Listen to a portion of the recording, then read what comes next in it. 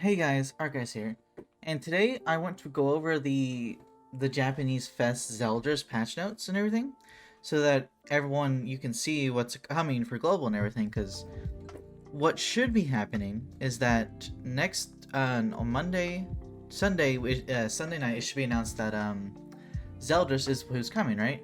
And of course Monday night we'll get the full patch notes with Zeldris dropping roughly very early on Tuesday morning, right?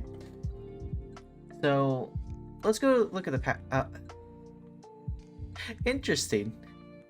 Interesting. Let's go back to the game news and let's go back to the patch notes real fast. Where's Zeldris?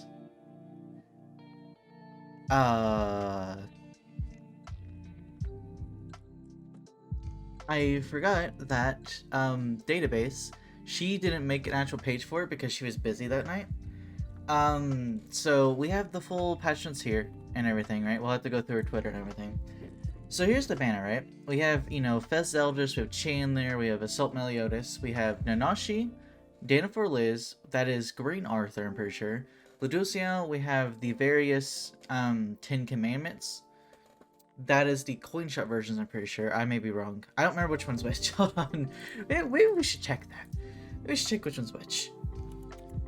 I don't want to end up giving you wrong info.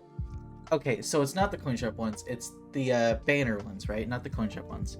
Alright, and then these are the banner versions of the Sins characters, right? And of course you have D and Meliodas down here.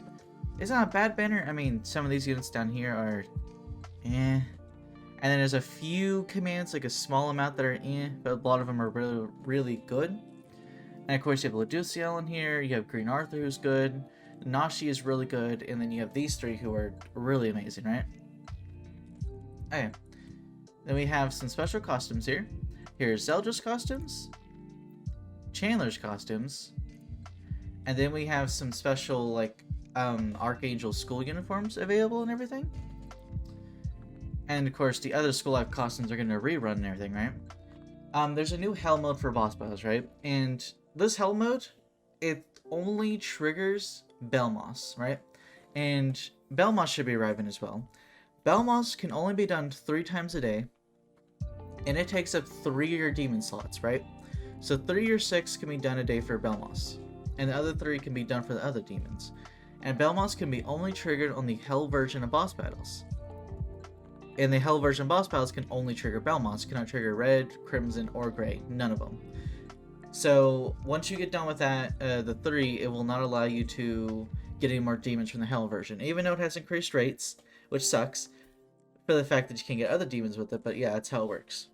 Along with Hell mode of boss battles, there'll be a bunch of new diamond missions. If you remember correctly, for the old boss battles, for each difficulty, there was clear without dying, and then clear it solo, right? Those are the same. Those missions will be applied as well to the Hell versions, with some more diamonds in the extreme one, and yeah, I don't remember the exact amount you can get. I'll remember it's a lot. It's really easy. Especially if you have assault mode, it's insanely easy. It's auto easy, right? Milia also makes it easy because they constantly get frozen by you and everything, and your ult just does a lot of damage because you only have Milia cards. The one Escanor is really easy for it, especially for, like, everyone will consider, like, the Hendrickson one kind of harder because of freeze, but there's a lot of ways to get around that. She'll randomly just not have a freeze, and assault mode will just dominate her. Amelia gets attacked twice, gets hit twice with the 2 skill cards. She immediately starts freezing people. And the one Esker has debuff immunity, so yeah. Nighthawk boss battle season 1. I don't think that's going to be the same on global. Yeah. So buffs to deathmatch drops. So Hell mode now gives 3 material and bronze chest instead of 2, right? That's a really good buff. Considering that I noticed, I didn't notice this first time the notes came out, but I noticed it during the matches when I was using demon food. I was getting like 30 red demon parts per thing. I was like, oh, lovely. It was amazing getting 30 per thing, which is just good. Having a buff is amazing, right? It helps everyone out, especially considering now that you need even more demon parts and 3 of your demons are being taken up by Belmos. It just extremely helps balance it out that you are having 3 taken away. Though I still stand for the fact that they should give us more talented death matches in. or have Belmos be separate. Because legitimately, majority of people did this. Majority of people got to like 200 to 300 demon parts and then didn't just stop, like basically stop doing demon stuff for the dailies, right? That's what majority of people, I can tell you from my experience, the majority of people did that. We need a buffs, more buffs then. We need more talents. That's what we need. Give us more talents. Level 90 won't be dropping this update. It's only the Belmos boss battle. Level 90, I think, comes in 2 weeks after Belmos drops, right? 2 weeks after Belmos drops, level 90 drops. So it gives you time to collect the Belmos materials or get your teams prepared to do Belmos and everything so you can do it and everything. Global should already be preparing, right? Because Global has known about Belmos. Me and multiple other people have released multiple guides about Belmos, the teams you should use, the units you level up, and easy strategy and stuff. So basically JP is a test server, while Global gets all the info from that test server, knowing exactly what to do and how to do Belmont's easy mode, right? Alright, so there's a big quality of life here. As you can see here, you can check in from the tavern from just clicking here and clicking this. Daily contribution limit increases from 50 to 100 per person. There is a chat functionality quality of life that's happening. And also, Knighthood mission changes from donate to village to do Knighthood boss battle, right? So every day there's going to be a daily mission you can do that will do for just doing the guild boss, right? There's also, and you saw him in the back of the tavern picture up there, this guy. So with this guy, you can have any of the 3 shops, right? You can have the guild shop, the 3v3 shop, and then of course you also have the Knighthood shop, you have PvP shop, right? You see a PvP, Knighthood, and Brawl shop all in one place in your tavern, so you don't have to go to the Knighthood anymore, except when guild boss resets to get your SSR pendant, right? That's the only reason you would need to go to the guild boss, or not guild boss, guild server, guild chat, Knighthood, whatever you call it, is to get your weekly SSR pendant and everything. So you can keep checking in and keep getting your diamonds each day, right? So that's the only reason. It's a really big quality of life. It makes everything much more streamlined and smooth for everyone. It makes it much easier, quicker. And I know that my guild mates, I know the people in my guild watch my videos. Y'all now don't have a single reason to not check in anymore because it's streamlined to the click of a simple button from the tavern. It takes you a second to do it. Y'all better be checking it. I'm about to be stricter than ever before. 3 days to 2 days. Let's go back because there's a few more things. I need to go back, like legitimately go back. Listen, we need to go back to her full on Twitter. Okay, because we have the translations right here and everything, right? They're skill translations. So Zeldris, he increases allies' basic stats by 2% for every debuff applied on the enemies, right? It's in total, it limits 10 times. If there's 10 debuffs in total on all 3 enemies, you get the max amount of stats, which is 20%, the basic stats, right? And of course, his commandment, if a critical strike occurs from skill use, this is a gray debuff, right? Decreases crit rate and crit damage by 10%. Applies both allies and enemies when entering battle, and doesn't apply in deathmatch. It can happen up to 3 times, so up to 30%, right? And then we have his first card. It inflicts cut damage equal to 500% of attack. And this should be a comma. It does not cause critical strike. So this card right here cannot crit. It doesn't crit, right? So what it does is it does 500% and it does extra cut damage, which is 50% of 100% of the critical damage, right? So 50% of 100% of the crit, of what the crit would be, right? Of your crit damage stat, right? Which is really, really good. It is. It does damage if you have the right gear and the right team on him. It legitimately is good. It's just that he's not a DPS unit. He's a support unit, right?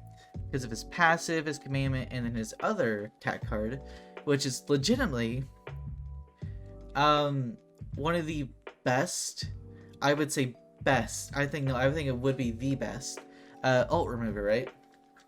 because not only is it Gother's ult remover, it also adds on disables ultimate moves for multiple turns, so that it can also apply to, oh, you have your ultimate move, but this one deplete ult gauge.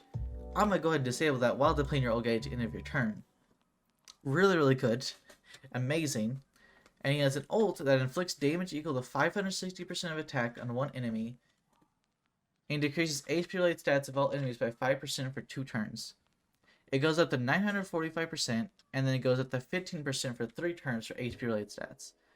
Honestly, it might be easier if I just do this and go here to show you the various levels and everything. Let me do that. It'd actually be easier if I did that instead of reading all the translation. So as you can see here, disable ultimate move is at rank 2 and up. So you have to get a rank 2 or higher to disable ultimate moves.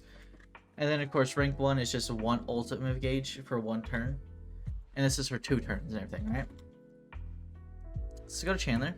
So Chandler is going to be legitimately meta. He's going to be one of the best teams in the game, called the Stance team. It's legitimately in the top 5 teams in the game. His first card, it's Valenti's skill effects ceiling card. And the only thing it doesn't exclude, it excludes stances and recovery skills, but everything else gets, their skill effects get sealed. So ultimates get sealed, amplify gets sealed, rupture gets sealed, all of that gets sealed, right? It's really, really good. Rank up gets sealed, buffs get sealed, except for stances and recovery skills, right? It's really, really good. It's an amazing card.